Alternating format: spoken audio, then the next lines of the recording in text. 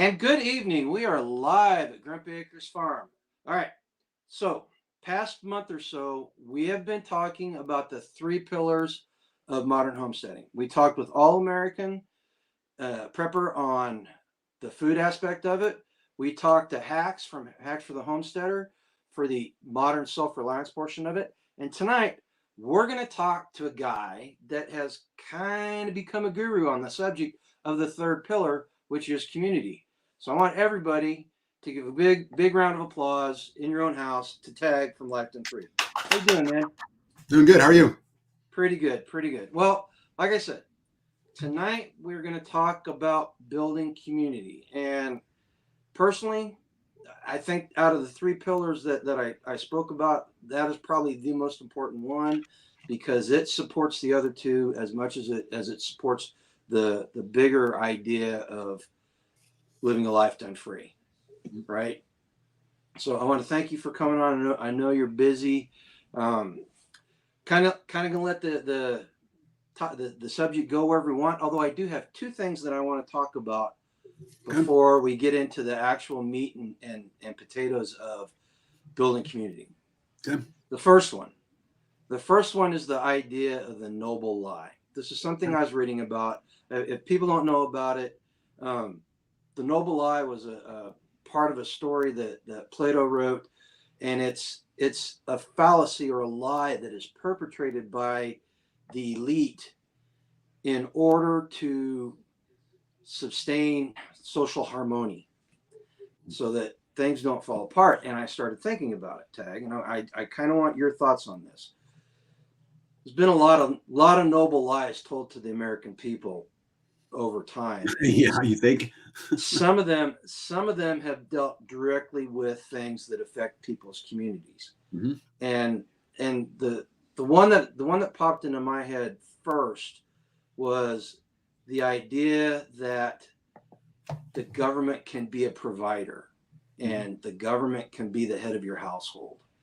Are there any thoughts on that or any other ones that you can think of just right off the top of your head? Well, I mean, I think there's such a huge picture here, right? I mean, they yes, they want the government the head of the household. This is why they try to blend gender. This is why they try to equal right everything. This is why they do all of that so that we don't look to each other for leadership. We look, to the government for that. So yeah, this has been going on a long time. And there's a whole bunch of examples of the noble lie that you were talking about. A whole bunch. Yeah. Well, and the sad part about it is it's destroyed the American community. It really has. Yeah. And it's the whole reason why we're here talking about this, because we have to make a concerted effort to rebuild these communities. Yes. And any ideas on how to combat these lies, just as a starting point for people to think about as they're beginning this journey that they're on to start building communities? Well, yeah, of course. I mean, this is actually not even hard. I mean, at the end of the day, and you've heard me preach this a million times, every speech I've ever given, anywhere we've ever done, you've heard me talk about this, and it's simply ignore them. Yeah. I mean, as long as we're asking for permission, as long as we're looking to them for permission, they're going to have control over us. If we stop asking for that permission and we stop looking to them for leadership, they won't exist. But and you know this, you were a soldier. Mm-hmm. Every Marine. Yeah. Yeah. Well, but even as a Marine, you'll know this. I mean, I would expect more knowledge on the subject from somebody in the Army, the Navy, the Air Force. But even with Marine, okay, just talk slow. I'll follow. All right. The leader only works as long as people follow. The fact of the matter is, if the people quit following, there is no leader. I mean, so yeah, I got a simple answer for you. Quit asking permission. Nope. That's it. Pretty easier said than done, though. Well, it's in fact, we're doing a talk at Self Reliance Festival this year. This year we're not doing food preservation. We're gonna the title of the speech is Decide, mm-hmm. and that's what it's going to be about. Is that initial decision. Garen, anything worth having will not be easy. Oh, right. And anything easy is not usually worth having. Right. As my friend Rebecca quoted today, as I'm quoting her. So, of course, it's hard. But sitting around and doing nothing is harder. Look at what's happened to this country over the last 10 years, 20 years, 30 years, or 40 years. It's that lack of action that's got us here. And now look at the shit sandwich we have to deal with. Right. I'm guilty. Well, My dad's guilty, and his dad's guilty. I'm gonna take what you said a step further, and I'm gonna say the thing that's even harder than not doing anything is doing something and thinking you're doing it right, and then realizing that you're not. That's, to me, for me on our journey, that's been the hardest thing to deal with. Well, Is isn't that the noble understanding lie? that we were headed in the right direction, but we were not. We weren't committed. We were Yep. not committed like we are now. But isn't that a result of the noble lie? Yes, absolutely. Right. And for anybody who don't understand the noble lie, another way you could say it is programming. I mean, another way there's a lot of words you could use to describe it, right? The fact of the matter is that conditioning and that programming and that, that American dream that we're going to go work 40 years at a company, we're going to build a house, and we're going to move up houses every 5 years because that's the American dream, and we're going to, spend beyond our limits, and we're going to borrow. That's all part of that conditioning and that noble lie, because that system needs propped up. It's not about you. They don't give a shit about you. As soon as you no longer become a taxpayer, and you become, some type of strain upon the system, they're going to do everything they can to get you to die and get you off the dole so they can wash, rinse, repeat to the next generation. You don't mean shit to them.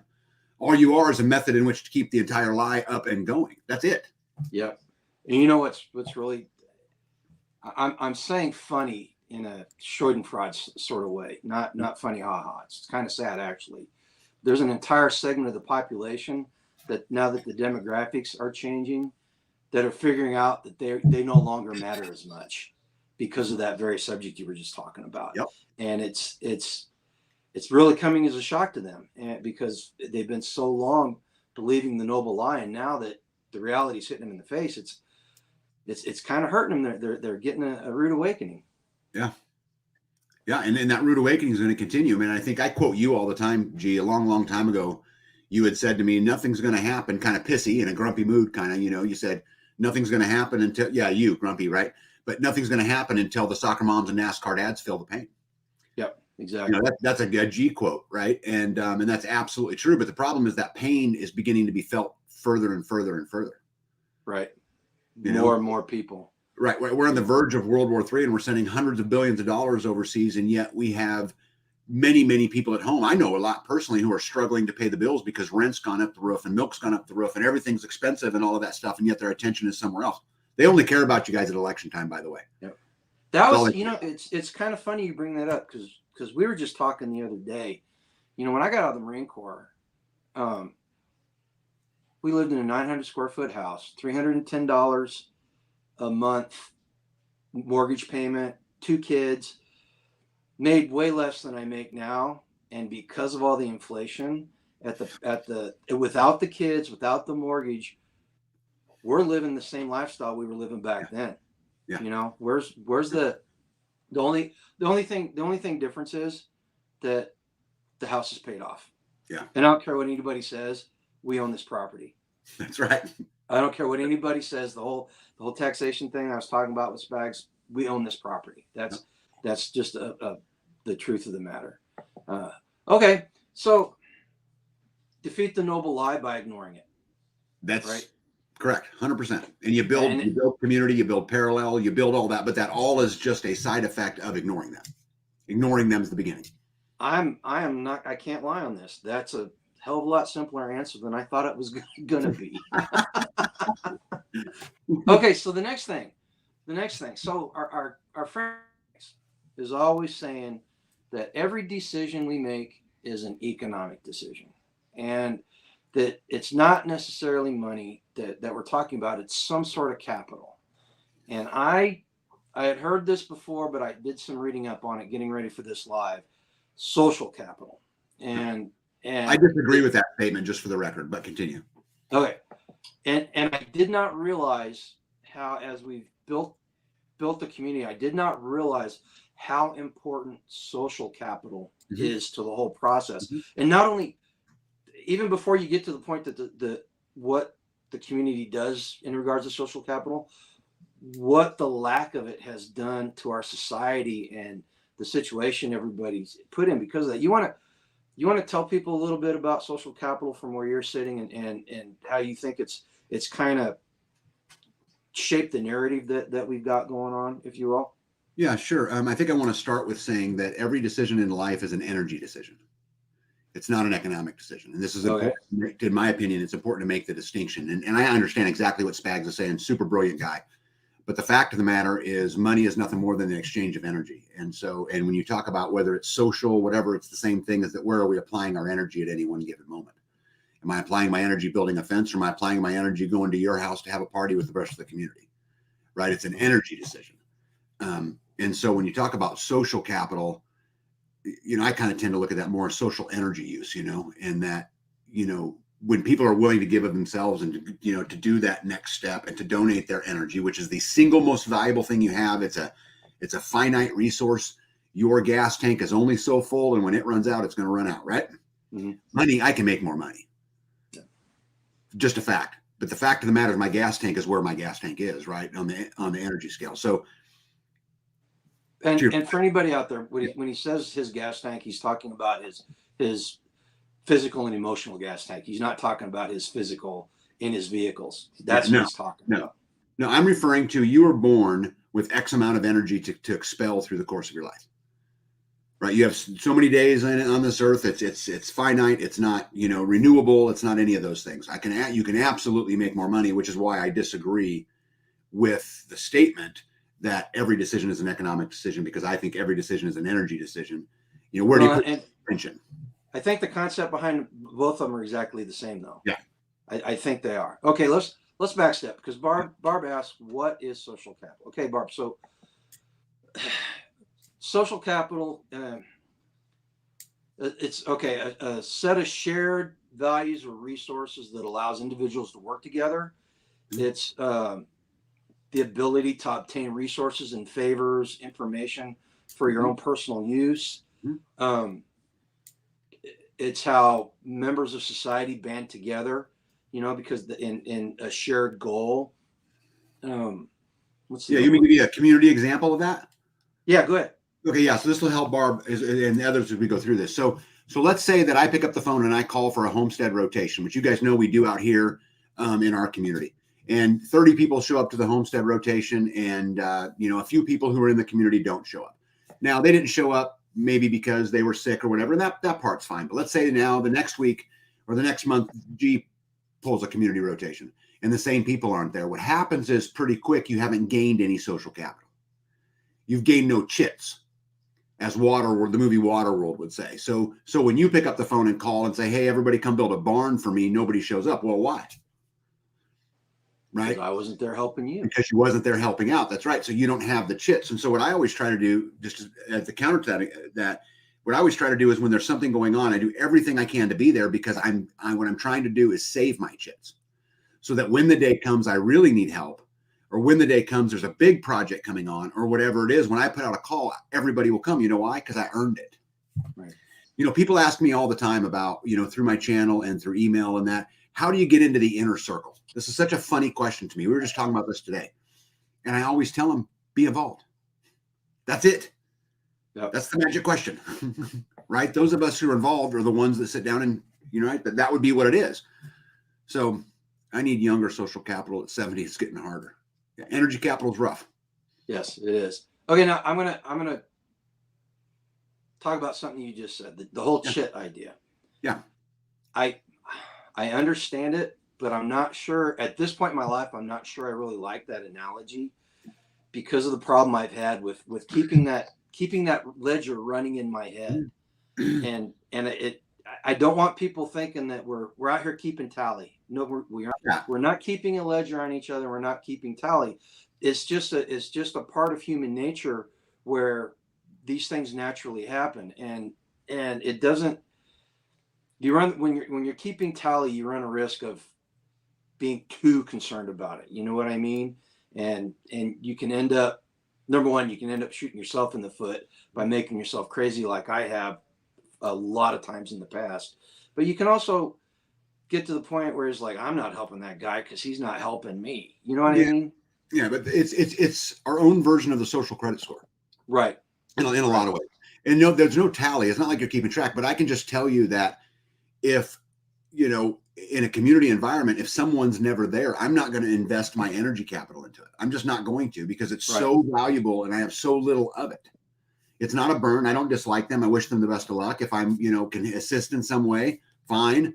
But, I've got to measure my energy capital. Just like you've got a whole farm to run, just like me. It's super valuable. 4 hours on a nice day is how valuable to you. Oh man, it's gold. It's really gold. It's gold. So I'm willing to give of everything I have. I'll spend my money, all my resources, my tools, whatever it is, to help another homestead, as long as it's a mutual endeavor. If it's not mutual, I'm not interested. The one thing that you guys do that I don't want to say it irritates me, because it doesn't irritate me. It's okay. No, it doesn't. It doesn't, because it's completely understandable. So I work during the week, and the rest of these guys in the community, well, not the rest of them, but a lot of the guys in the community, like Tag works, but he's got a pretty flexible schedule. We've got other guys that are retired, and their whole thing is working on their homesteads. You guys do those projects on the weekdays, and I'm like, I can't get off. I can't do it. Just drives me nuts that I can't be there, because I want to be there helping everybody, man. Yeah, but here's the thing, bud. If somebody's at work, nobody looks down upon that. I know. And I would even go a step further. That if somebody misses one, no big deal. Somebody misses two, probably no big deal, right? But if it becomes this habitual pattern over time, I would rather be helping you guys, helping everybody else in the community, than being at work. That's the problem. Of course you would. Yeah. Someday I'll get there. I'm not there yet. I'll get there someday. Yeah. Someday. Barb said, thank you for answering the question, by the way. Yeah. So that's pretty good. But the lack of social capital in our society these days. I was thinking about it the other day. When we lived in the suburbs, we knew the person next to us, and we knew a person across the street. We did not know the community, right? We did not know the community. And since we moved here, I don't know. I've met the people that live up and down the road. I don't hang out with them socially and stuff, but I at least know who they are, and they know who I am, and I've got a much larger circle of acquaintances and people that I consider part of my community than I've ever had in my life now. And I think it's the result of us purposely, intentionally trying to build a community here.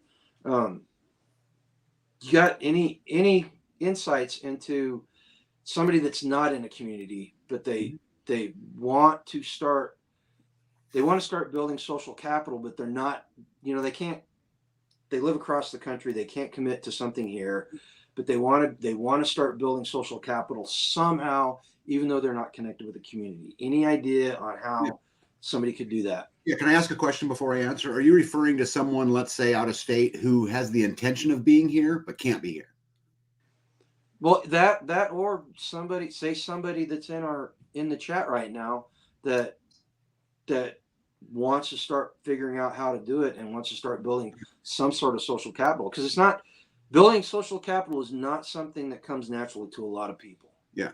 It's something that I've learned you really have to work at least in my case. Yes. I think it's kind of two different answers, because if what you're trying to do is build community where you are, right? And you let's say you live in an apartment, or you don't have the resources, or whatever it is, but you want to work on community where you are. Well, again, my answer would be the same as I said earlier, which is be involved.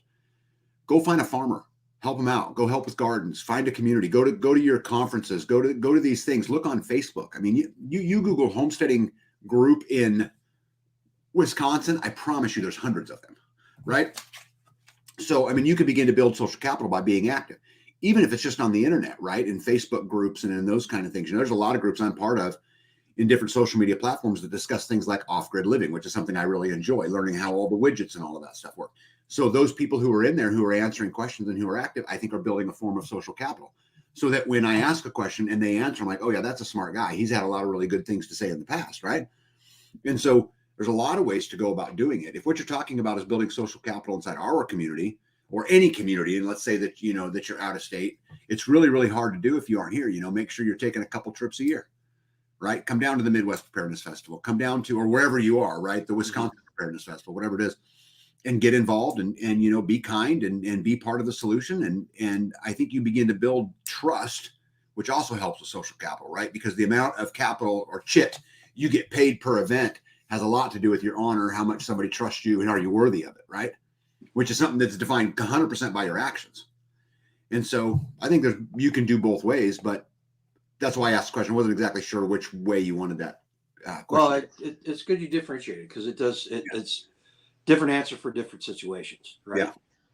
You know, and I think that the point of going to the festivals is a great point, because you know how many years, gosh, I went to Midwest Preparedness for 5 or 6 years, or we did, Yoda and I did, for 5 or 6 years before the idea of community even Yeah. came to mind. Yeah. Even started. So, it's a good thing to get out there. And a great place. Um, the calendar on freesteading is populated with stuff, and the Midwest Preparedness Project calendar is starting to get populated with stuff.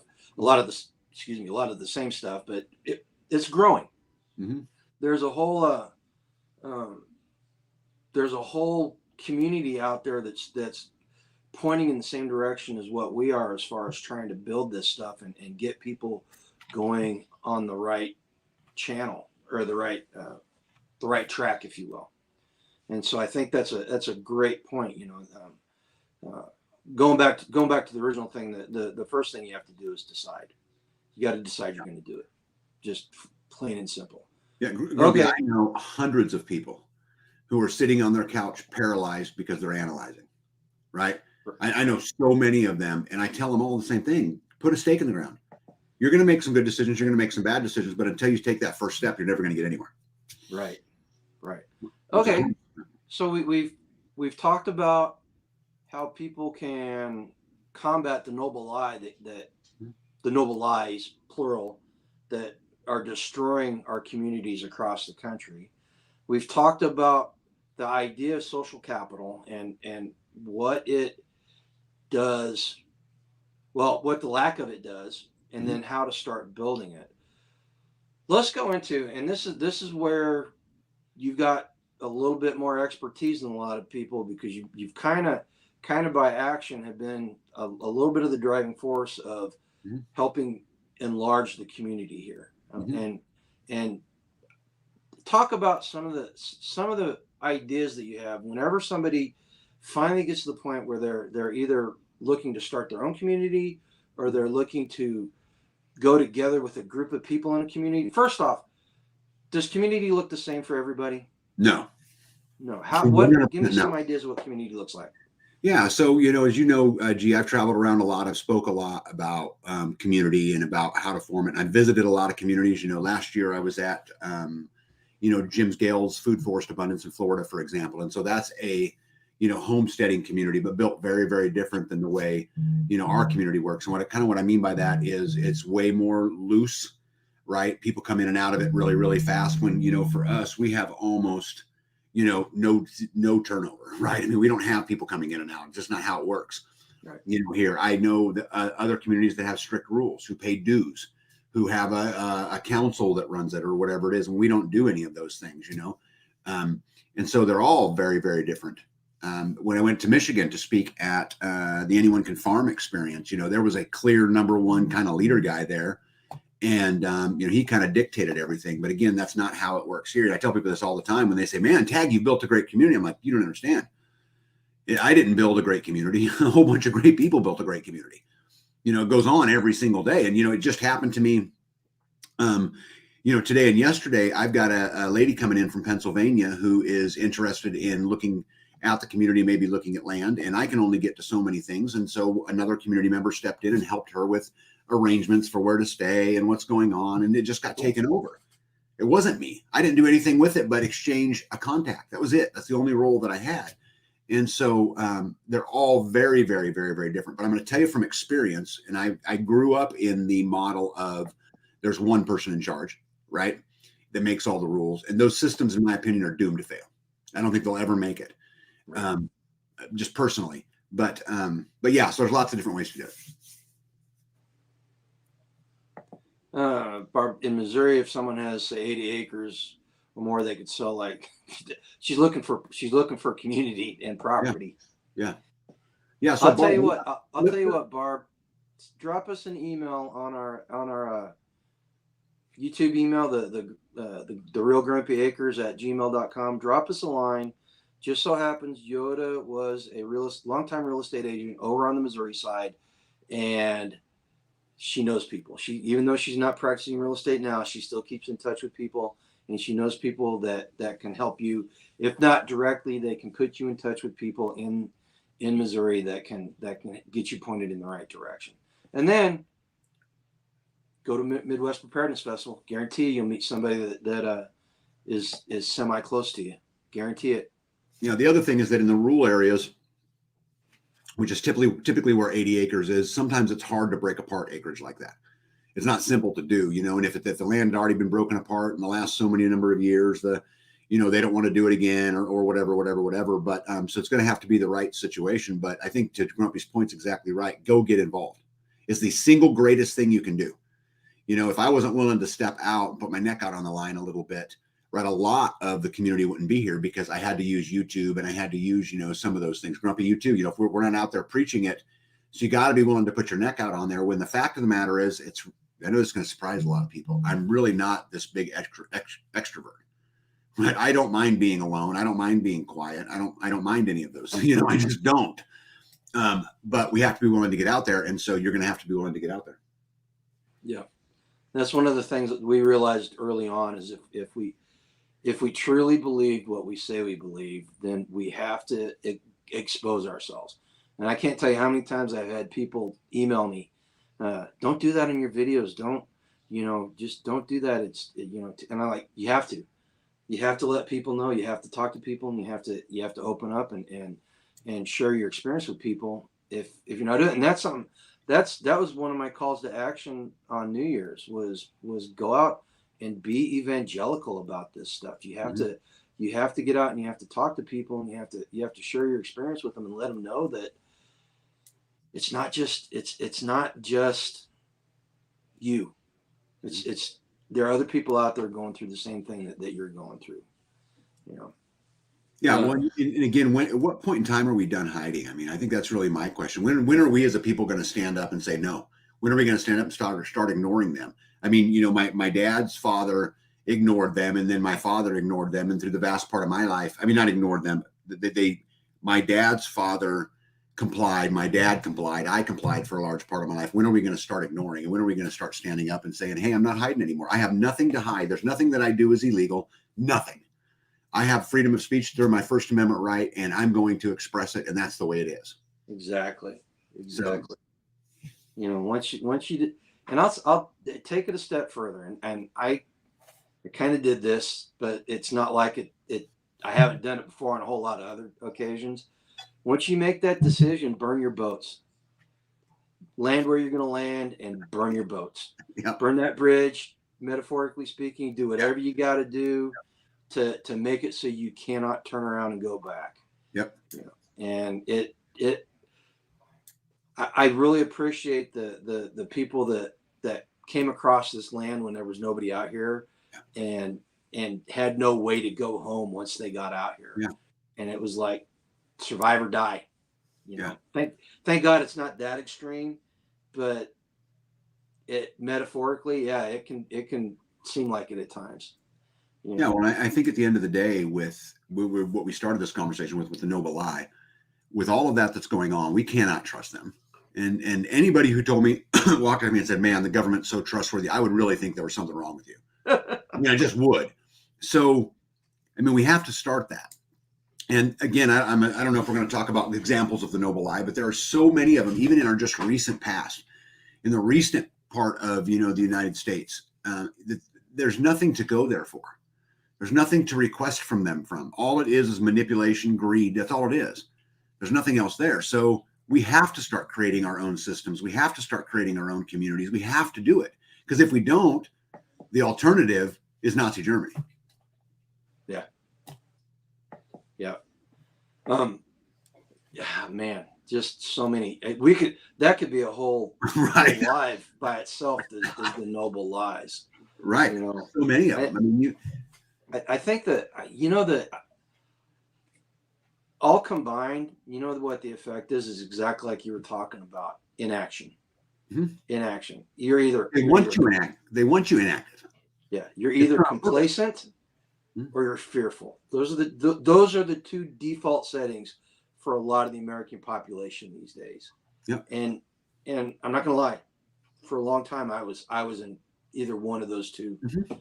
uh, one of those two settings, you know. But once you get out of it, guys, seriously, and I think Tag will agree with me. Once you get out of it and you actually step away from it, and the scales fall off your eyes or whatever you want to call it, it's so easy to see, and it's kind of a duh moment, isn't it? Mhm. Once you make the decision, it's kind of a duh. Why didn't I do this before? Yeah, and guys, I want everyone out there to know that there's no criticizing anybody. Everybody's at a different place in their journey. There was a Right. time, guys, and you can ask anybody who knows me well at all, that I was a staunch Republican. Right? I helped governors get elected. I did all kinds of things, and I totally believed it. When I was in the military, I thought we were out there, protecting freedom and spreading democracy and all of these things to the world. And so there was a time I drank all of that Kool-Aid, that I was all there. But after enough signs, that I had to wake up. So don't be down about where you are. We're certainly not criticizing it, but I'm telling you, there is an active plan out there every day to not make you take that first step.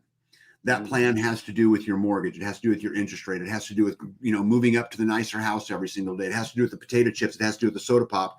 It has to do with the corn syrup. It has to do with all of the medications, right?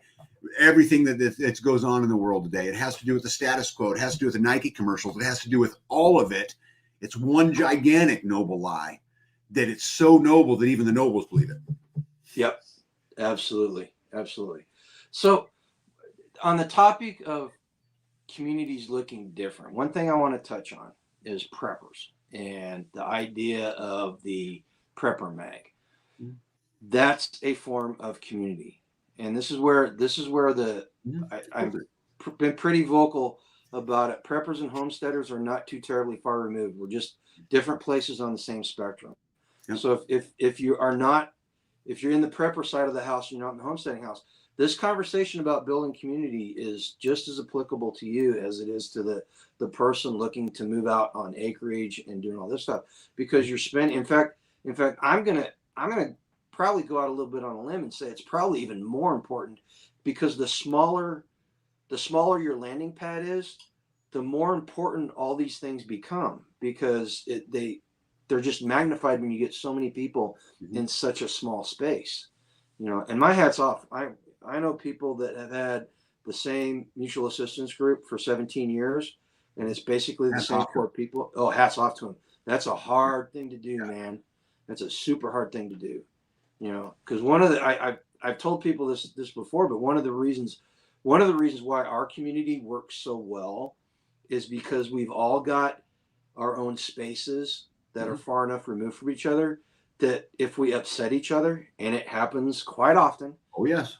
we can walk away. We can walk away and do our own thing, and it's not overtly affecting the dynamics of the group, Yeah. right? Autonomy is critical to a successful community. Right. Some Right. people could also say sovereignty is critical. Individual clan level sovereignty is Yes. critical to the development in a successful community.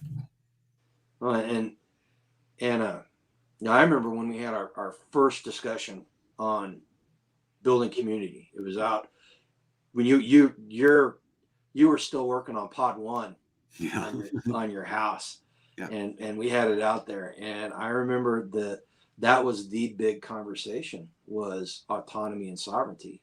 Yep. And it's such a big topic that it will, again, paralyzation by analyzation. You'll get to the point where Yep. where trying to figure that one out by itself will cause the process to seize up. It almost did us.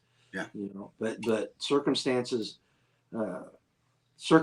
happen that our community just kind of grew organically, didn't it? Yeah. You know. Yeah. Well, I think we're also very, very blessed in that there's a whole bunch of great leaders. We don't have centralized anything. Right. I think that's really important for everybody to understand, that there's not a centralized government inside of a community. There's not a centralized anything. And I think that's part of the magic. Yep. You know? And I think even like Pastor Joe Fox down Shofar Mountain down in Arkansas. Mhm. They are selling patches of land in their community, all in the same place, and they have nominally, through the church that they have, got a kind of a leadership program, but even then, people are pretty free to do what they want. Mhm. But they, big on like-minded people, and I think you can say that about any community, right? Again, why don't you talk a little bit about diversity, equity, inclusion as far as it goes with building a community? Let's just talk about something that's going on right now, the diversity aspect. Yeah, it's God, I sit on a board of directors, and I had an employee ask me just this last couple of weeks how I felt about diversion and diversity and inclusion and all of that kind of stuff. And I told him I thought it played no role in a company. Yeah. That was my answer, because just like in our community, or just like any other company runs, the best talent is what you should be looking for, right? And none of that other stuff, in my opinion, should matter. And we've gotten so far off of this, we've gotten so far away as a country from that it's kind of like it's backwards. Remember where it used to be, where they would encourage you to hire women, or to hire African Americans, or hire whatever it was in the workforce, and now it's totally gotten to a place where none of that matters anymore, but yet we still just can't hire the best people. And so I don't think it plays any role. I'm not going to look at anybody other than, are they a great community member? Could they have a great attitude? Are they committed to the process? Do they have character? Do they have any sort of skill set? Right. I mean, those are the things that should matter, not the rest of it. James Woods on X summed it up perfectly. Somebody posted a picture of a diverse group of women and captioned it, "Tell me something that's more important than diversity." And James Wood, God bless the man, replied, "Ability." And you hit it on the head, because you know where our community is really diverse. I mean, let's be honest. It's not very colorful. It's a lot of peach colored people in the community. Ability, the ability, the diversity of ability in our community is amazing. Yes, we have amazing diversity. And I Yes, love it. I get in conversations with community members all the time who we disagree, and we get into and I walk away from those conversations with such pride that we have good enough relationships with each other that we can do that. right. I love this. This is such a wonderful thing. Well, and so Jason 007, just say no to diversity. I'm not saying don't say no to diversity. I'm saying embrace diversity. Say no to forcing it. You can't force it, right? Or maybe you can say it. I say yes to diversity in talents. I say yes to diversity in experience. I say yes to diversity in skill set. Right. But not on the things that don't matter, like gender or race, or what you do behind a closed door. Who cares? Exactly. And I think that's a huge thing in today's society, because the powers that be are pushing the narrative that completely contradicts that whole idea behind what we're talking about. So again, another thing to ignore. Yep. All right. So you travel around this past year. You spent a lot of time traveling around and talking to various festivals and organizations about community. If you were to surmise, give us the Cliff Notes version of what you share with people, in order to get them thinking towards this goal that we're talking about. Yeah, it's a little bit of a hard question, but we'll tackle it, because like what we were talking about earlier, every community is different, and so conversations in one place are very different than conversations in another. But I think really as a whole, what we have to do, if I was just going to kind of cliff note the whole thing, is how many people in the audience today can raise your hand and say that you feel safe? How many people can raise your hand and say that the systems that you expect to work, you believe will continue to work and should, work without flaw? How many people of you believe that the food system has your best interest in mind? How many people believe the medical system is out there to create cures and not just customers? How many people think the legislative branch is doing their job, or the judicial branch or the executive branch are doing their job? The fact of the matter is nobody's coming for you, and you got to go figure out how to do it, right? We got to figure out how to create these own systems for ourselves. And so I think it starts with internally, it starts with us, and we have to be the change. We have to be the ones willing to do our part plus a little bit. When that call comes in the middle of the night and somebody needs help, and yes, I'm tired. Yes, I don't want to go out, right? I don't want to go put my boots on. I don't want to go out and cut a cow up that's frozen in a pond, right? G, I don't want to go do these things. However, you got to be willing to do your part plus some. So the fact of the matter is, you don't need a bunch of rules. You don't need a bunch of things. What you need is 5 people who are willing to do their part plus some. And if you can figure out that, you can change the world, and start right there. Right. And by changing the world, if you're looking at your community and building, we're talking about the physical community, bringing like-minded people in. Now, you're not all going to be pointed in the same direction. I think of it as a bunch of boats sailing around in the ocean. When we all start, we're all going in our own directions, and we come together and we're like, hey, let's go this direction. And so we're all going this direction, but we're all following our own paths. And that's what our community's like, is our community is a bunch of boats following their own paths to the same goal. Yeah. And once that's the basis of it. Well, actually, backtrack. The basis of it is the family. The family, seriously. The clan. Yep. Whether you're a single guy or single lady that's being adopted into a group of people or something like that. But the clan is the most important. And then all our clans come together and we build this community. And like you're saying, that's when we start changing the world. And why don't you talk to the different ways that the inner community can start making changes in the greater community. So, well, first off, let's talk about that. So we've got the family or the clan, and we got our community. Then what comes after the community? Yeah, so let's start with the clan though. So make sure it's clear. So the clan really is just your family, or who lives in your home, whatever you call that. But what's really, really important is none of it is achievable if you can't first establish clan sovereignty. Clan sovereignty is nobody goes to Grumpy's house and tells him what kind of fence to build. Nobody tells him what to raise. Nobody tells him what to believe. Nobody tells him who to love.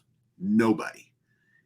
What goes on in his world on that place is 100% him, and he has complete sovereignty, and with that allows him to have a place to retreat to, that then you can make the decisions and you can do those things. So that is super, super critical. So once you get out beyond the clan, comes up with the mag, and the mag is. Hang on, can I interrupt for 1 second? Of course. Yes, we've got autonomy. That does not mean that we ignore the people in our community, because sometimes we need a kick in the ass. Let's just be honest. Sometimes we need somebody that's outside our little personal circle to look at us and go, hey man, this would probably be a good thing to do. Let's be honest on that respect too. We have to, that's part of the responsibility of autonomy, is being responsible enough to listen to constructive criticism. Well, this is interesting because there's been lots of discussion between the word autonomy and sovereignty. Okay. In which word fits this situation better? And I've heard lots of different arguments, and I won't bore everybody with that today. But G's 100% correct. You got to be willing to do your part plus some.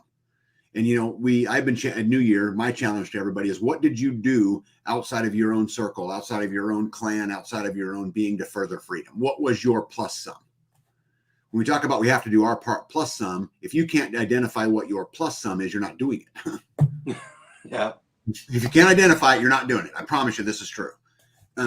So that's absolutely true. But I think, again, you have to begin with the building blocks of the Grumpy clan is sovereign. They have their own autonomy. They can do what they want. No one's going to tell them what to do. They don't live under some set of governance imposed by a community. You can do this. You can't do this. Everybody has to have AR-15s, or, everyone's wearing red jackets to the store every day. It's never going to work as you go down those roads. So start with the clan, start with sovereignty or autonomy, whatever word you want to use, to fill in there. The circle outside of that's the MAG, the Mutual Assistance Group, and that's made up of a whole bunch of clans. So when the Grumpy Clan and the Tag Clan come together to build freedom and to say no and to build parallel economies and to help each other build barns or fences or even just someone to vent, you've now created that mag. And the beautiful thing is you get enough clans out there and enough mags out there, those mags can get together and we can create the mind. And that's the like-minded. That's all of you. That's everybody out there who's pointed kind of in this direction. And then if we can unite the clans, the mags, and the minds, if we can do that, we can absolutely change the world. And that's how you started. It's exactly how you do it is you get two clans together to build a mag. That's how you do it. And it just snowballs and snowballs and snowballs and snowballs and snowballs. See, and if anybody were asking what the coolest thing about the community that we live in is not the community itself, it's the fact that we are now interacting with other communities. And we are it's like we are stones cast in the pond, and now our ripples are starting to overlap. Yep. And it's creating even more opportunities for everybody. Yep. And ultimately that's the ultimate goal. The ultimate goal is not to wall yourself up in your community and not interact with the greater world. The ultimate goal is to build a community that can influence the greater world. And what are some of the ways that a community, once you've gotten to that point, can start affecting the greater world? Say like your counties or your states or whatever. What are some of the ways? Well, there's millions, but let's start with how we affect the community itself, right? Yeah. By yoking up, because at the end of the day, I know a guy who recently built a house, bought all of the material, and the community came together and built the house for him, and he's now into that house for half of what it would have cost somebody else. That half that we're talking about then gets redeployed back into the community for other reasons or for in their own life. It gets deployed into the local economy. There's so many wonderful things that can come out of that. Then you take that outside of that mind and you start thinking about your local county, and you start penetrating things like a county commissioner seat. The county commissioners in my county, for example, were elected with 225 votes. How many people would you have to get together to yoke up to replace a county commissioner if all it takes is 225 votes? Yeah. How many people live in this county? Like 30,000, 15,000, 30,000? 50,000 people. Yeah. Yeah. That's crazy. 250 votes. I actually don't think it's that much. Well, even then, I mean, even 1,000 people in the community or the county, 215 votes is way too many. Yeah. Or way too little, I should say. Yeah, you were pretty close. 13,000. 13,000 people. Less than 5% of the people actually took time to vote. Yeah. Yeah. So I mean, here's the thing: if we could get either a big mag here, right, or a series of smaller mags here, and you could get 250 people. If you could get 125 people, you're going to swing things. Mm-hmm. And we can start then talking about, no, you're not going to raise taxes. In fact, we're going to lower taxes. No, we're not going to collect that property. And we can start making some of those rounds, even in, schools, by sitting on school boards and those kind of things. Those positions, especially in rural America, are not elected by that many people. They're just aren't.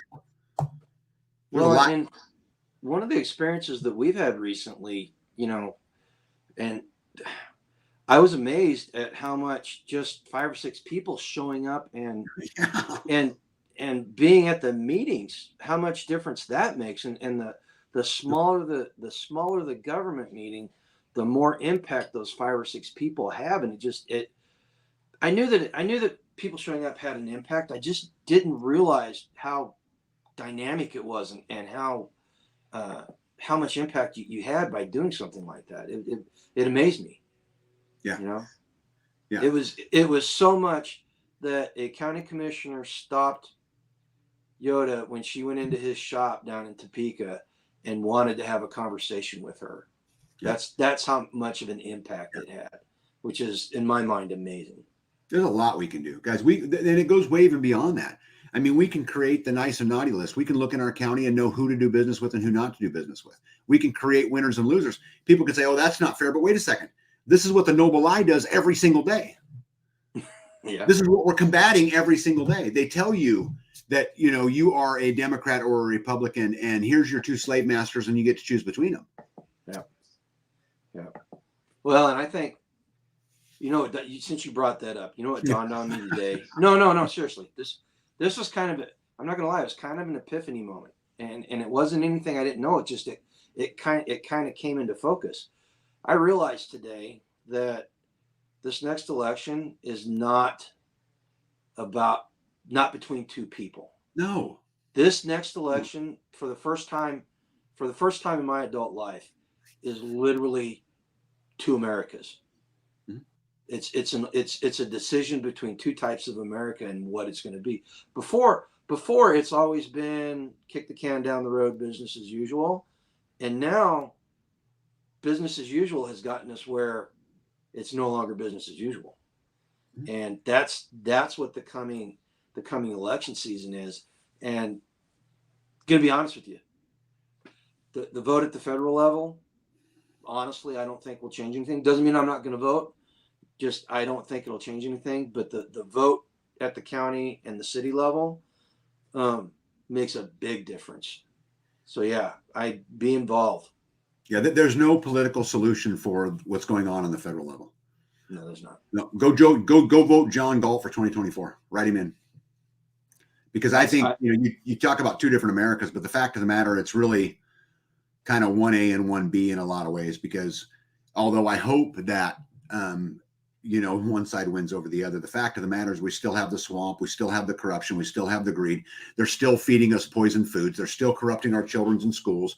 They're still manipulating us at the bank, telling us things, these magical words like equity and all of these things that go on. Those systems will continue. Those noble systems that have been placed, as you mentioned, for all these years are going to continue regardless of what it is. And I'd much rather see 10 million people vote for John Galt and make some news station somewhere say, "Who is John Galt?"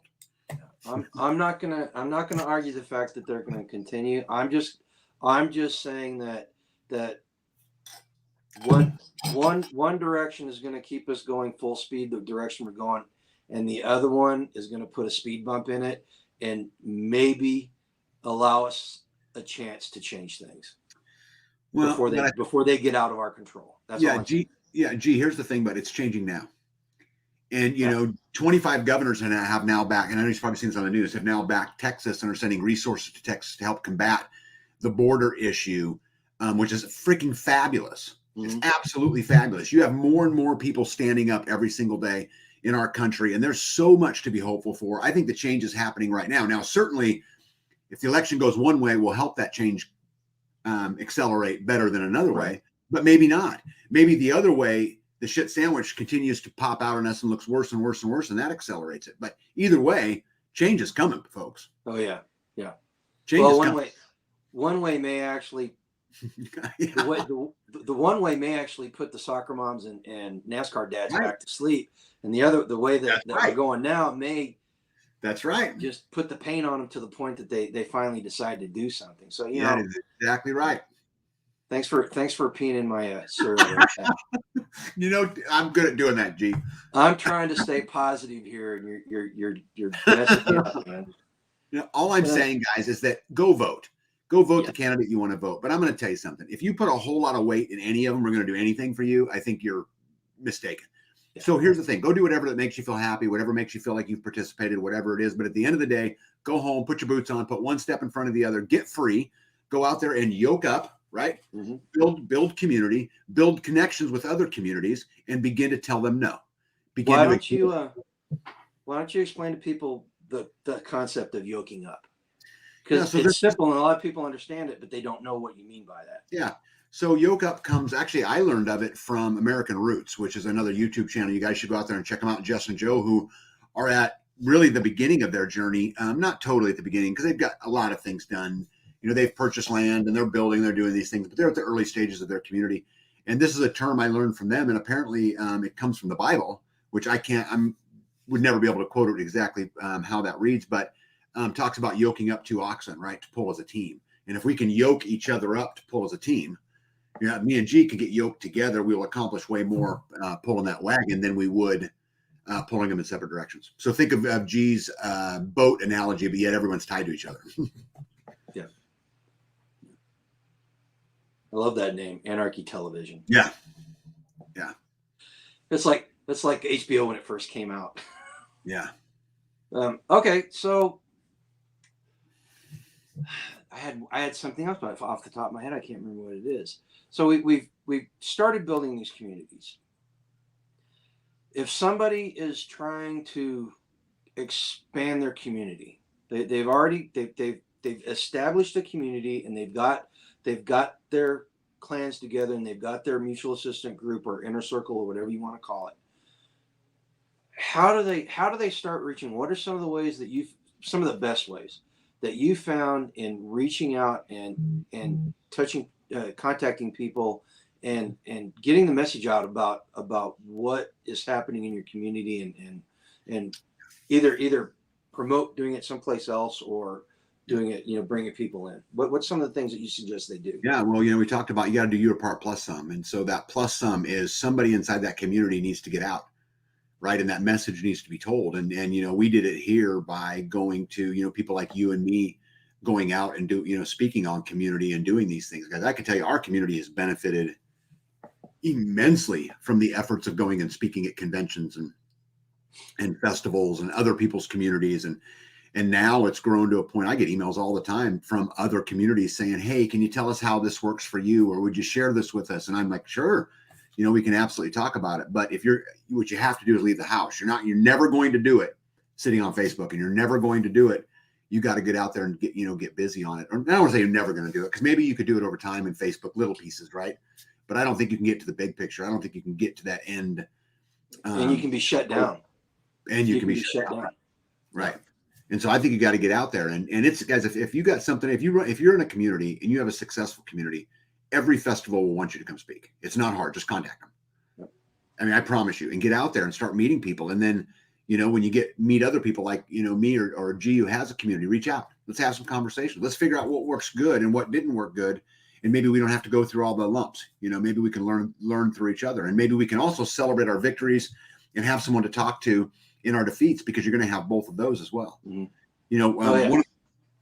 For me, when I was building my house, Mo was building his kind of at the exact same time. And it was really, really neat to be able to call him when I was frustrated, because he was experiencing the same things. And he would call me, kind of at the same time, even though we built totally different and our priorities were totally different and all of those kind of things. But it was nice.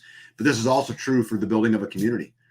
I love that I have all kinds of connections to all kinds of communities. I can pick up the phone and call Jim Gale from Food Forest Abundance and say, hey, Jim, have you ran into this? And how did you deal with this? It's wonderful, but you got to get out of your house. You got to do your part plus a little bit. Yeah. Yoda had to shout that. Mm-hmm. We all have them. She loses so much. And, I tell people this is, and I can't believe this. It's so simple, and it's such a thing. It's something that people just don't think about. If you want to start reaching out to people and growing your community locally, have a potluck. My gosh, I was amazed. The first potluck we had, folks, we went out to somebody's farm, and there were maybe 25 families there. Mm-hmm. Maybe 25 families, and it all started with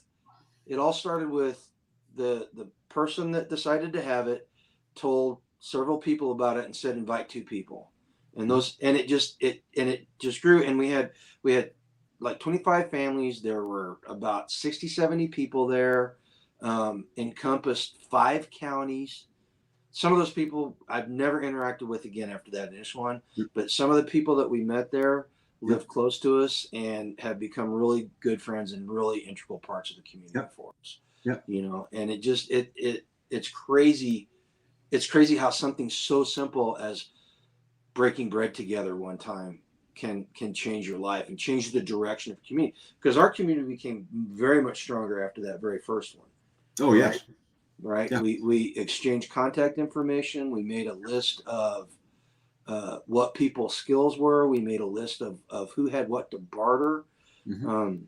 Started a newsletter. It was the very beginning of our first ever newsletter started out of that, So it's something that everybody can do.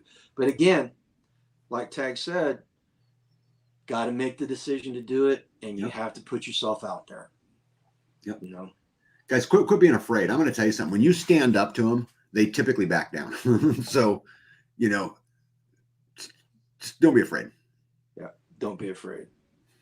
There was a lot more of the community that you two are talking about 2 generations ago around here is degraded sense. Yes, that degradation of social capital. Yeah, but You it was done know, on purpose. It was done Mhm. 100% on purpose. One of the big things that is a problem in our area, and especially when you get out west of us, is family farms are dying left and right Yeah. because the economic opportunities aren't there because Yep. the social capital has been completely erased out of these small towns. Yep. You know, Walmart may be a great asset for getting things inexpensively. It has destroyed rural communities across this country, though. You cannot debate that. I don't care what anybody says. It's undebatable in my opinion. Well, You and know, I think the constant barrage, G, of advertising and of, go be a video game maker, and, the constant barrage of what success looks like as a Rolls Royce, or what success looks like as a, apartment in New York City, or whatever it is, has conditioned the youth to not want to be on the farm. And then the government comes in with economic war and make it hard for it, right? And taxes and all of the things that go on. There's not a lot of incentive, or at least there's not any advertised, right, programmed incentive to stick around. They're trying to keep them all into these 15-minute cities. They're trying to push them all away. We just have to be big enough to turn it off, say no. That's it. Speaking of 15, okay, Mhm. anybody that doesn't know what a 15-minute city is, it is a Agenda 2030 idea that they will bust cities up into little groupings where everything that you need to survive is within 15-minute walk of you. And they are putting it into implementation in England in certain places. And they're literally putting these little wooden barriers, they're planters in the road, and they're forcing people out onto the outer roads, or you have to pay a fine. God bless the British, man. I love those people. People have started burning those barriers. They've got the security cameras to make sure nobody's violating the 15-minute city with their cars. They are taking grocery bags and climbing to the top of the poles and putting bags over the cameras. That's what we need. So The colony. that that sort of civil disobedience is what I'm not saying go out and do it, but you have to be willing to put yourself out there to Yep. that extent if you need to. Yeah, yeah. Go watch the series The Colony, and I'm telling you to go out there and create peaceful civil disobedience. Yeah, peaceful systems. Okay, burning stuff down is not Not peaceful. the answer. It's Peaceful not the civil answer. disobedience. Understand your rights. Right. You know, You know, understand that if you're pulled over driving down the road, if that police officer cannot articulate to you a reasonable, articulable suspicion of a crime, you do not have to ID. Understand your rights. This is what I mean by fighting back, right? Do the little things, that help you be free, and that you've been rewarded for by being born in this country by all the people who have come before us. yep. So sharpshooter, we're weaker individually, and they know it, and that's what having community does. I use the analogy of a fascine, and a fascine is a bundle of arrows. You see it in the claw of the American eagle emblem.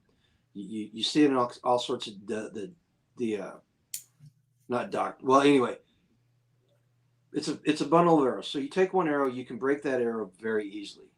But the more arrows you put together, the harder it becomes to break the group. And eventually you reach a point where the bundle is unbreakable. And that's what ultimately the strength in building community. That's what it does. Because it gives you the power and the courage to make hard decisions. Mm-hmm. To make the decision to go live a lifetime free. Mm-hmm. I'll be honest with you. I'm not sure if I had not spent all the years going to Midwest Preparedness Festival, when it came time for me to make the decision to stand up for my individual the sovereignty of my body and tell them no and take steps to become free. Mm-hmm.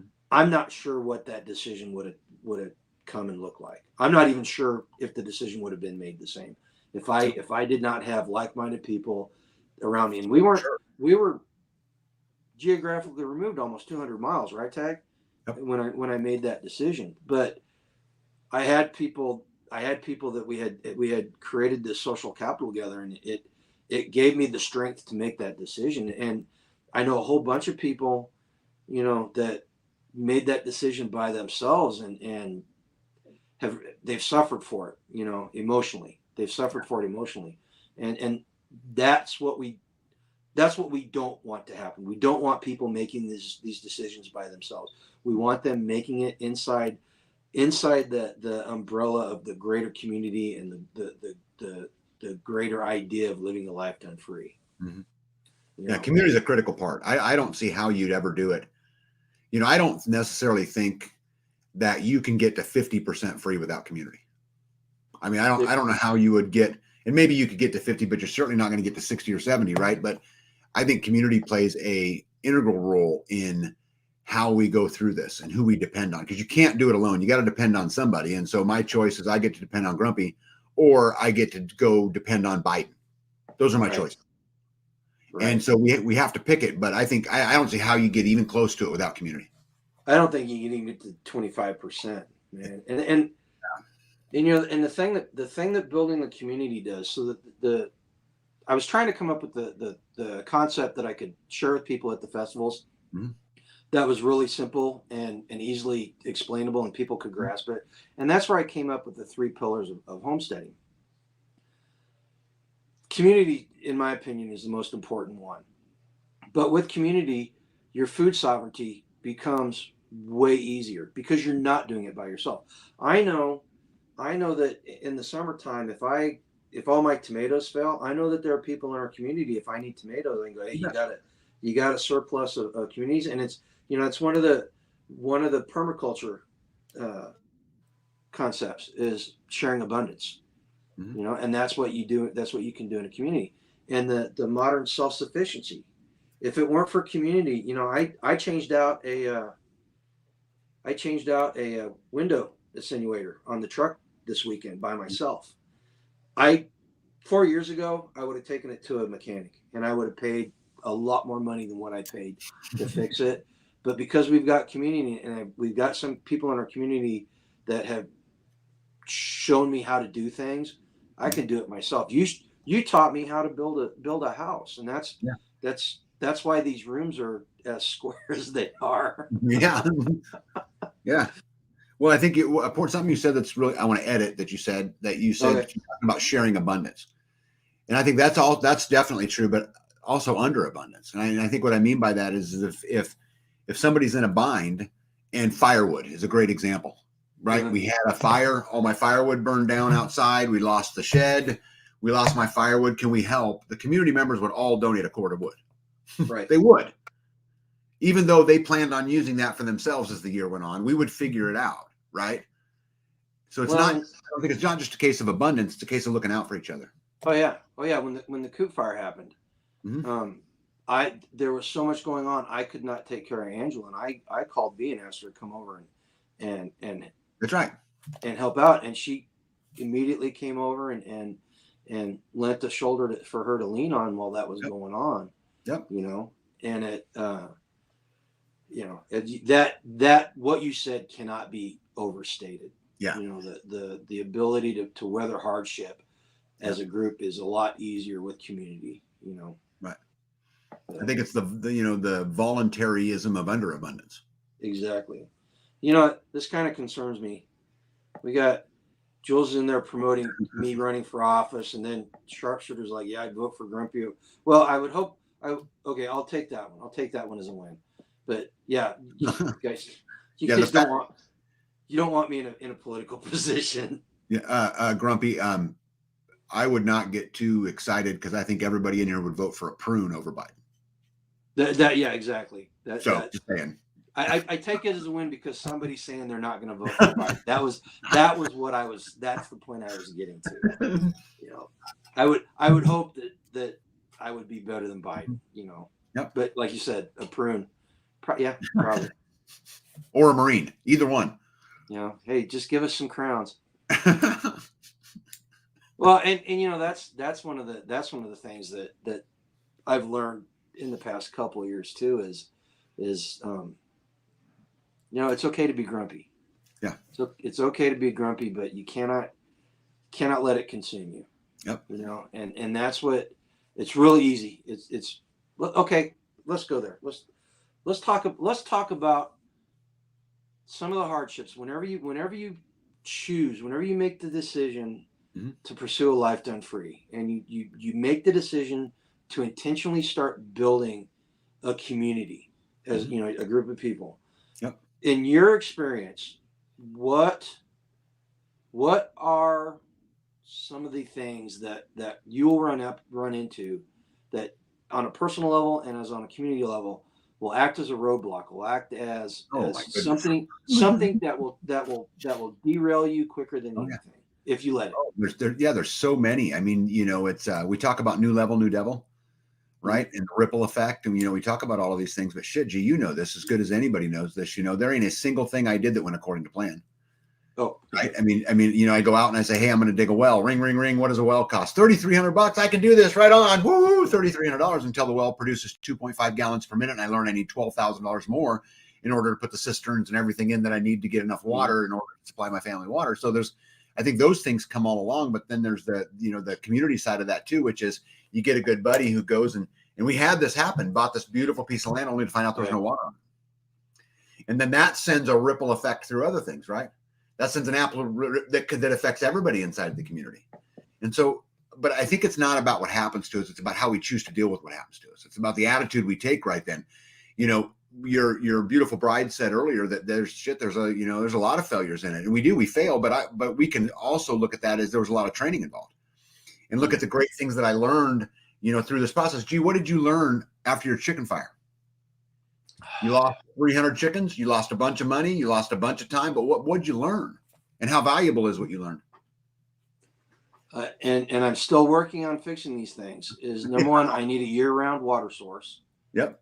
Number two, you need to come up with a way to heat your coops that does not involve heat lamps or open heat sources. You need to come up with a way, and we actually are working on that now. This year we had the brooder heaters out there whenever the chicks were feathering out, but I took them off. We lost out of 60 chicks. We've lost 48 of them so far because of the cold weather the past 2 weeks. Yep. And it's another learning lesson. I have to come up with a better way to keep the chickens warm in the coop, because we lost quite a few adults too. This is the past 2 weeks have been rough, folks. Seriously, you know. Yeah, But and so but we've lost a few birds. But imagine if you had to learn this lesson when that was your food source, when you couldn't go to a grocery store. I mean, you get a chance to learn these lessons today. We should celebrate them. We should be excited about them. Like we say around here, when it comes to food, mistakes with food or missteps with food, at least we're not starving. That's right. I'd rather learn it now than down the road, which is why start building that community now, because it's not going to happen overnight. That's right. It's not going to happen. But the good news is, this is something I figured out. The good news is, Tag, it took us a long time to get where we are. Mm-hmm. But by going out and sharing our experiences with people, we are cutting that time, say, in half for them. Mm-hmm. And those people are able to start building these communities, and they can go around these pitfalls that we had. And when they go out and they share with people, it's going to cut the time down even more for that we'll call it third generation community building, whatever you want to call it. And by sharing our experiences, people are coming to the place we are much quicker than we did. Yes. Which is, in my opinion, that's awesome. I love that. I love the fact that we're able to share like that. Every single community member that comes now has the benefit of all the community members that came before. 100%. Yep. Absolutely. Gosh, that. Go back. You asked me that question about, what's the thing I'm happiest about outside the circle, and I really didn't have an answer, because honestly, I never thought about it. Yeah, I know. But that's our job, G. That is you and I's job, is to spark those questions, right? Yeah. It's our job. And if I were to answer that question now, mm-hmm. that would be the thing I'm most proud of. The fact that we're sharing our experiences, and it's helping people. It's actually helping people. You can literally see it happening quicker, which is awesome. Yep. But Angela's yelling at me in chat. You know, Angela's wanting you to look at Jules' comment above, I would guess to say. Yeah. Yeah, she's right. That's we've had that talk. Hers. Oh, she's yelling at me now. Hers. Go up. Hang on a second. I gotta find her comment. What'd she say? Whose comment? Angela's comment. Oh shit. Oh, okay. There we go. I have heard a lot of people say they are hesitant because wives can't get along, or husbands. I've heard that at festivals. It's usually wives. Yeah, yeah. How long do you push through to build a community? You know what? That's a great question. Number one. Here's my advice. And tag taught Angela this lesson. She knows the answer. That's why she asked the question. Don't bring it up with your spouse. Do not be the one to have that argument with your spouse. Do not argue with them. If they are not on board, don't argue with them. Find somebody that they like, or at least respect. They don't necessarily have to like them, at least respect them. Have that person bring up the conversation and start the conversation, because you will get a lot more mileage out of that than talking with your spouse. It's because of the familiarity you have with your spouse and all that. And Ted, you want to tell the story about how you taught Angela this lesson, or do you want me to? Yeah, go ahead. This way you can sleep tonight. Yeah. So anybody that has not heard this story, we used to do range days, and we'd all get together. And she's mad at me now. She's in the other room yelling at me. I don't know if you guys can hear me. I'll be nice. So I was trying to teach Angela how to shoot. We were both getting extremely frustrated, it wasn't the first time I tried to teach her to shoot. Tag came over and said, "Let me do it. Let me show her. You go over here and you do something else." I was like, "Go ahead, man." So he worked with her, and in about 15 minutes, she had tears running down her face. She was calling him all kinds of dirty names. But the whole time she was doing that, she was pinging steel like she'd been doing it all day long. And it dawned on me when I saw that happening. That's when I came to the realization that you never try to talk your spouse into it. You have somebody else do that, because they will open the door and they will start the conversation, and the other person will come on board. And so that's the answer to her question is what do you do with those spouses that are not at the same point as you are? Well, I think part of the question was when they don't get along, and when people don't get along. And so I think there's another side to that answer, which is, yeah, I think to Grumpy's point, that's absolutely true. And, the best thing for a woman coming through this life is another woman. Now she's in here telling me I'm not answering the right question. Get the dogs. Okay. Yeah. You're not. Well, I think what she's asking too is how do you, a lot of people complain because the wives don't get along, but here's the thing: we got to quit letting them off the hook. Oh, okay. Right. I'm telling you, my wife knows with 100% certainty that she has a responsibility to do her part plus a little bit. Tag is my favorite now. Oh, you're her. You're her. I knew that all along. We got to quit letting them off the hook too. It's not enough, Grumpy, for you to do your part plus some. Angela has to do her part plus some too. And you have a responsibility as her husband to hold her accountable to that, just as she has a responsibility to you as a wife to hold you accountable to that. My wife tells me all the time, oh, you could do that. You can do a little more, or whatever it is. So, I think if you're committed to community, whether you're a boy or a girl, if you're truly committed and you're willing to take those extra steps and you're willing to do your part plus a little bit, you won't have those problems. The problem is you get that entitlement mentality, or you get that why me, or I don't want to, or you get all of that. And luckily for me, I don't deal with it. But if B wasn't pulling her weight, I'd be the first to tell her. I promise you, I'd be the first to tell her. Yeah. And it can cause friction. No, and I'm telling you right now, once you decide to make the decision to pursue a lifetime free, and you've figuratively burned your boats like we were talking about, and you're going down this and you're facing all these new challenges that you've never faced before, you're going to be stressed. Your relationships are going to be stressed, and then add kids that aren't on board with it.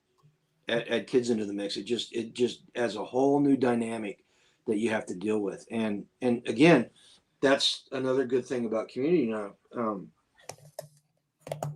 You don't go you don't go bash your spouse to somebody else. You don't do that. You do not do that. You don't do that. But you can go and it's okay to vent. Mhm. You know, there's a proper way to vent and there's a wrong way to vent. And I that's something that I've had to learn, you know. But you take counsel and whatever and somebody that you trust and respect and you take it back and you start doing it. You know, Yeah. we just started a men's Bible study a Mm. couple weeks ago, and I it's a bunch of guys in the community, and I came out of the last one, and the discussion we had, I went and I apologized to Angela for something that I did to her, you know, and so yeah, but I got counsel. I the topic came up in the Bible study, and I took counsel and was able to put it into effect in our lives, and it made a difference. You know? Yeah, I think at the end of the day, you have to recognize that once you take that step, once you make the decision, as you're talking about, you've made the decision. If you made the decision to be part of community, you got to be a community. You know, B has said to me a million times that if you want to be a good neighbor, you got to be a good neighbor. Right? If you want good neighbors, you got to be a good neighbor. Mm-hmm. Right? In the end, so you have to be committed to that. And I promise you, if I was complaining, like, let's say, I don't like this, I don't like that, I don't like this, she'd be like, you signed up for it. What are you complaining to me for? Yeah. You know, and she'd call me on it, which then I'm like, oh, wait, yeah, you're kind of right. You're right. The big question about not liking people and having friction with people. You know, and that's something that we've had to deal with. Of course. You know, And we'll my take on it, you don't have to like everybody in the community. That's right. All right. You don't have the right as a community member to tell somebody to choose. All right. Mm-hmm. Now, and this is something there was an incident. I'm not going to discuss it.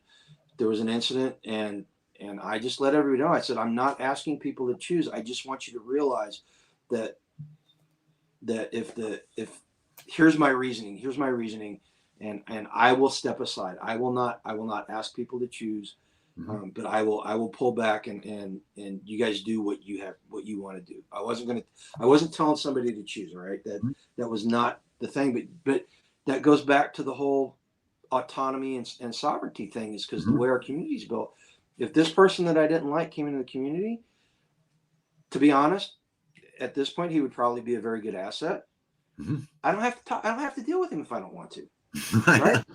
right? I don't, and I don't. You know, so yeah, you can not like people in your community. Yeah. It's okay. It's okay to be human, and it's okay. Yep. You know, don't hold grudges. I don't hold a grudge. Anyway, but that's an offshoot of something, and it's important. If I can add to that, G, and I'll be the first to tell you, and I've told people this publicly too, inside of our community, there are people I like better than others, and for different reasons. Mm-hmm.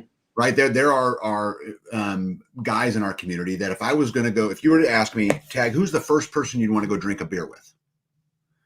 That would be different than who's the first person you want to go do a project with, which would be different than who's the first, right? So at the end of the day, it's kind of like when your kids say, who do you love more, me or Susie? Well, honey or son, I love you both equal, just different. Right? So it's kind of a lot the same thing. There are people in our community who I like better than others, but the fact of the matter of any one of them could call me and I would come help. Yeah, exactly. Well, and you can't let your personal pride destroy your community. Yeah. That's part of the responsibility of being a community member.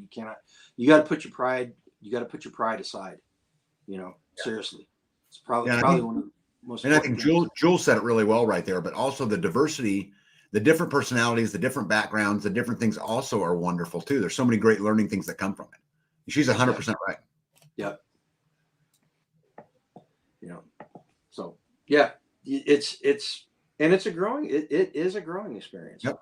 You know, I've grown more in the past 2.5 years than I did in the previous 20 or 30, I think. Seriously. Yeah. You know, but I'm growing every day. And, you know, it's funny. I get a lot of questions all the time about how should this go? I'm like, how the hell do I know? Yep. I mean, I am winging this, you know. I mean, I don't know, you know, I don't know, you know, Okay. We do not like using we don't like saying that we teach people stuff. Correct. And this is something that Tag taught me. So Yep. full credit to Tag on this. All right. But we're not teachers. What we do is we share our experiences, because whenever you start talking about teaching, unless somebody's paying me money, then I'm a teacher. Correct. Because they're paying me to share to give them knowledge. We are sharing our experiences, because if you say you're a teacher, you're creating a teacher student vibe, and that's not good. So we want to share our experiences. Yep. All right. And I just lost my train of thought. Well, while you're thinking about it, let me add to that. Okay.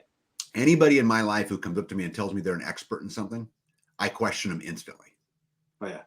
Don't matter what it is, because the fact of the matter, we have a guy we know who's a master electrician. He told me one day, he said, the fact is electricity's still a lot theory. So how can we have a master electrician if electricity's still a theory?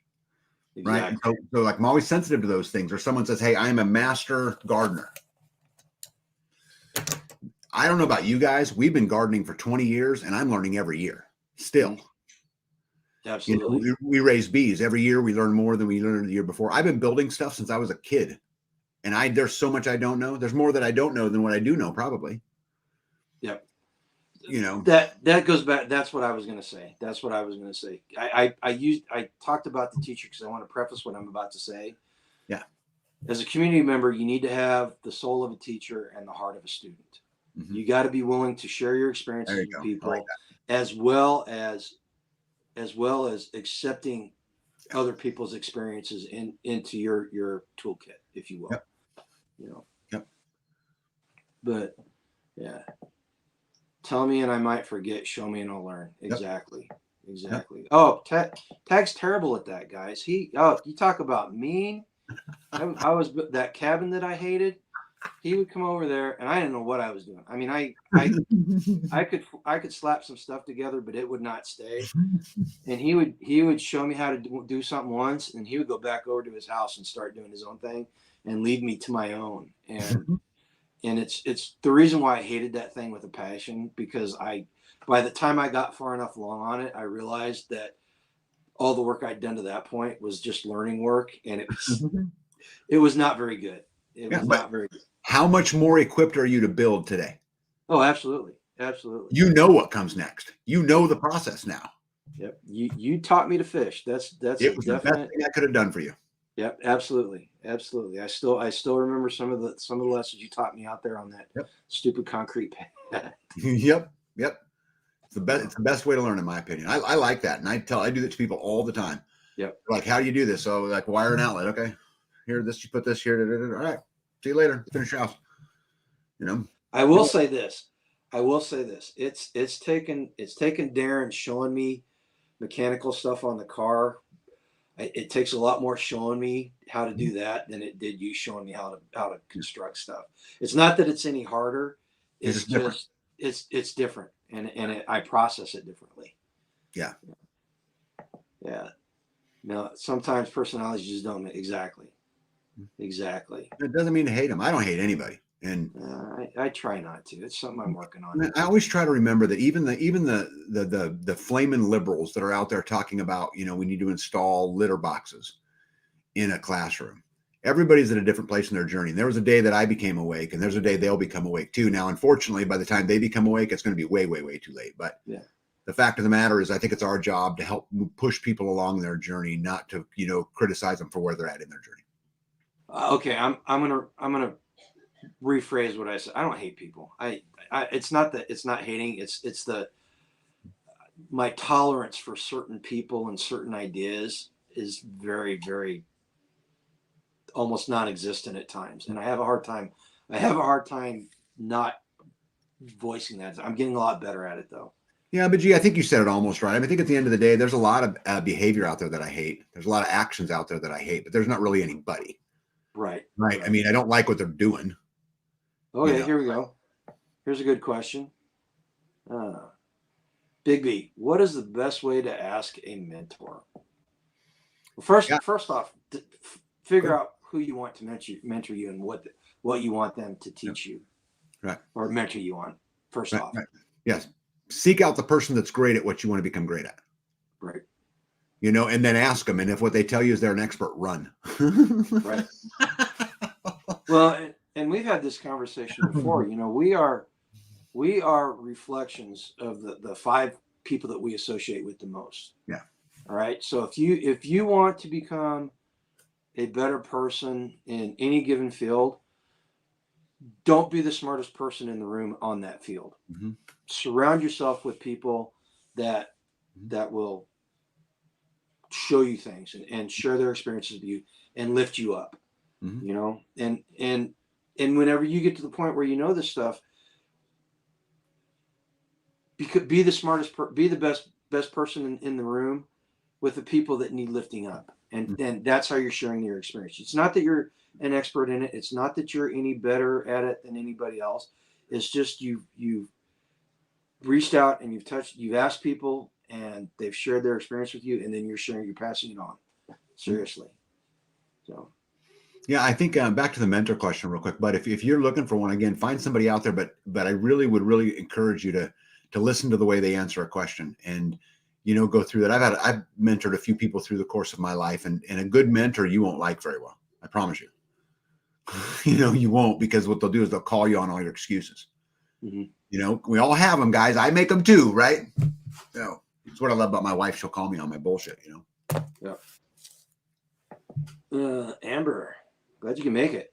Hardest Hey, thing Amber. is learning to add. The hardest thing, exactly. In fact, I just did a video on that, and it's going to come out in a week or so. And it's pride. That's pride. That's what that is. Mm-hmm. And pride's not a bad thing. Mm-mm. Too much pride is a bad thing, and it becomes a hindrance. And that's exactly what forces people to not ask for help. And I say this from experience, and remember, when I'm pointing my finger at you, I've got 3 pointing back at me. All right. So that's. Well, but this is where the chit argument comes into too. I'm never afraid to ask for help because I know that I've put my time in. You know what I mean? Because we're talking about like the chits and the social, currency and all that stuff from before. And so, Amber Martin, I know in your guys' case, you paid your dues. It's okay to ask for help, because guess what? Pretty quick here, there's going to be somebody who moves somewhere that we're going to go build a house for, and they're going to call, and I know for a fact what's going to happen, right? Sharpshooter will be being sharpshooter. Right?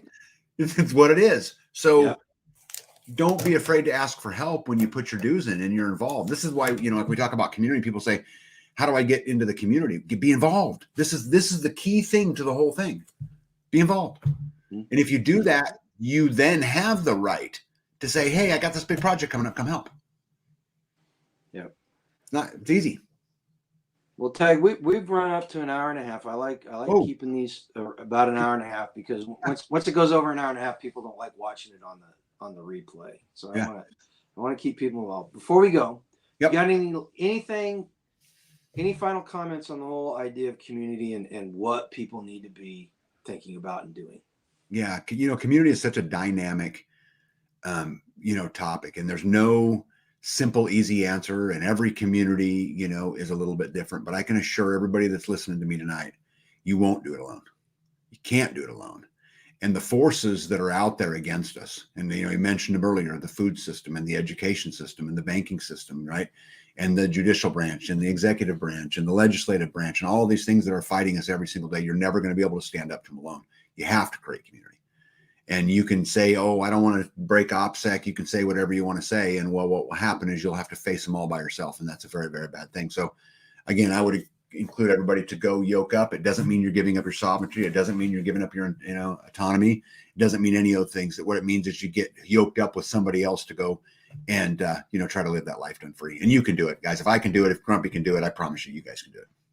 You're right. Exactly. I'll just add on to that, the 3 pillars. You can work as hard as you want on food sovereignty, and you can work as hard as you want on modern self-sufficiency.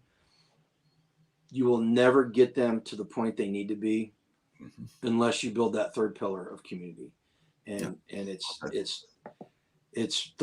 probably the hardest one to start doing, but once you start it, it becomes very easy and it's easily maintainable. Be involved, make the decision first. That's the big thing. Make the decision and just be involved. You Yeah. know, go ahead and answer that question. I was gonna say, I hope you didn't mind I added this in there because I think this is No, really, go really ahead. important. Go ahead. Big B, the single greatest thing you can do for my mission and for Grumpy's mission is to go be the difference. The single greatest thing you can do is talk to somebody at Tractor Supply. The biggest thing you can do is go out there and do it too. You know, and unite, yoke up with them freedom-minded people and go push forward and take that one step and do your part plus a little bit. And it needs to go on in every part of this country. It would be honoring. I would be honored for you to do those things as I would anybody else in here. The greatest way you can support the mission is put one foot in front of the other. Absolutely. I think that the greatest thing you could do is come back in a year and say, hey, I want you guys to come meet my community. Yes. That would be the greatest thing I could think anybody could do. Seriously. Just go out and like you said, make a difference. Yeah. Make a difference. Okay, Tag. Let's tell them about your hat. Tell them a little bit about Grid Down. Grid Down. Yeah, so the idea of Grid Down came that we would try to create originally it was just for the community.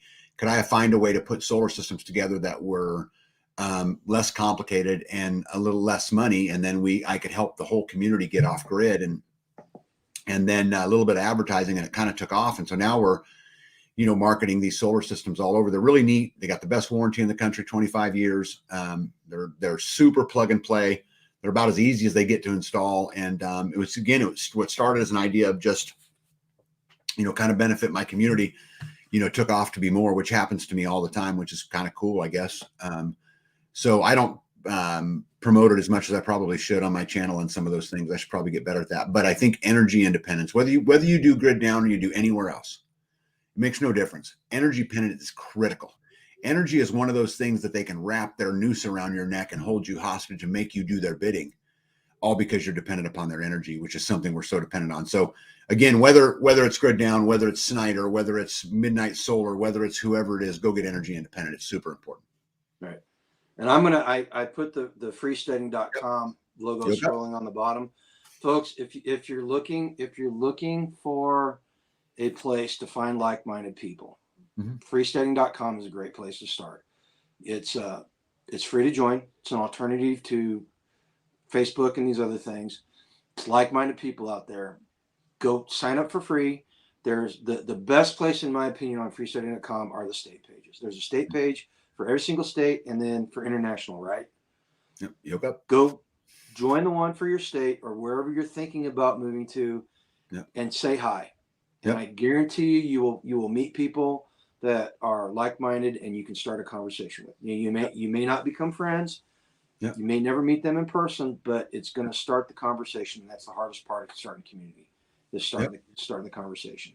So go there. Plus the calendar. Talked about the calendar. All these festivals that we're talking about. We're trying to get as many of them on that calendar as possible, and you can find what you need. Put your own stuff on there if you're doing something, holding classes or starting your own festival. Put them on there and advertise it there. Where else can people find you? Grid Down. Where else? Yeah, so you can find me on Freesteading. You can find me Grid Down. You won't really find me on there, but you could buy solar stuff there. But also my YouTube channel, Life Done Free. I'm also on Facebook at Life Done Free. So you can find me in any of those places, or attend some festivals around the country. You'll probably see me at some of them too. We need to do a video about Life Done Free, about the logo Life Done Free, because it's kind of interesting, because I use it as our tagline, and you used it as your thing, and it's kind of interesting how it all came about. Yeah, I think it's an interesting story. We probably ought to do a video on that sometime, and talk about exactly what it means. Yeah. I think a free done life, or a freedom life, or in a life done free, is super important. Yep. Yeah, absolutely. Folks, if you want to find us, you find us here on the grumpyacresfarm.com, or grumpyacresfarm.com. That's our online store. You can find stuff there. You can find one of these cool Never Alone hats. These things, the Nasrani hat, the symbol there is not only spiritual, it's physical, because as long as you've got community, you are never alone. Yep. That's why I wear this when we give our talks about community and stuff. Find us. We're going to be at Midwest Preparedness Festival, Self-Reliance Festival. We're lined up for there. Are you gonna make it out to that one? I know both of us have been talking about not doing as many festivals. It's hard, man. Yeah, they asked me to come speak again at Self-Reliance. I don't know if I'm going to. I'm still kind of chewing on it. You know, I've got my hands full right now. That ends tomorrow. A lot of that heavy lifting, so I'll be able to think about it a little bit. So I'm not sure which ones I'm going to. They asked me to go speak at the Exit and Build Summit in Texas. Jason in Kentucky has asked me to come back, but I don't know. I'm going to wait through next week, and then I'll start figuring out what I want to do. It takes a lot of time away from the homestead, doesn't it? Oh, and as important as it is, it's hard. It is super hard. Me and B, and we're going to talk about this on our live tomorrow night. So everybody that doesn't know, we do a live at 7:00 every Friday. But we've done our 2024 goals, and there's like 37 items I'm going to try to get done this next year. Oh, it's a lot, man. And I'll never get them all, I'm sure. But either way, it just takes a lot of weight. Every one of these festivals I go to burns me a week, right? And so, again, just am I going to be able to come over and see your vision board? Yeah, of course. You're gonna cut out stuff out of magazines and put them up on the wall. So I'll email it. It's not that sexy, but it's in a spreadsheet. There you go. That's another way to build community, man. Yep. Make a spreadsheet of what you want to do. Yep. All right, folks. Listen. Thank you for showing up. You guys, the chat always makes it worthwhile. Yeah. Tag, thank you for taking time out of your night and joining me. We gotta see you next Wednesday. I'll see you next Wednesday. Yep. Next Wednesday. We should probably see if we could do a live at that event. Yeah, that'd be really, really crazy. I don't know if we could manage it all, but maybe. I'll have to ask what their internet's like over there. Yeah, we'll have to look into that. That'd be kind of fun. I think people would really enjoy that. Yeah. Yeah. All right, folks. Listen, go out there, like Tag's channel, like I say, go out there tonight or tomorrow and live a life free. All right. Take care. You guys.